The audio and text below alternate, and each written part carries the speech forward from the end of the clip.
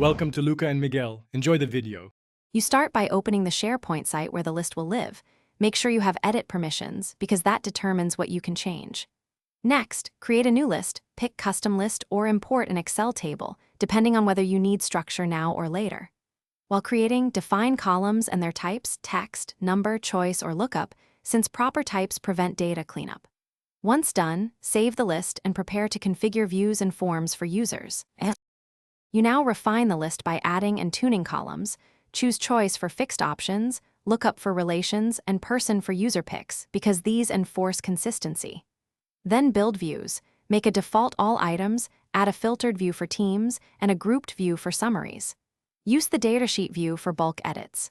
Make certain to set default values and required fields so data entry is faster and cleaner. Finally, test entering a row to confirm types and validations behave as expected. You finish by automating and securing the list.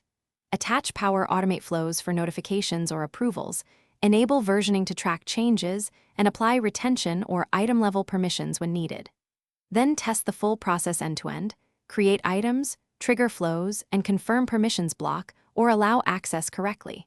If something breaks, check column types and required fields first, because most errors come from mismatched types or missing required values. Fix those, then retest the workflow and client views.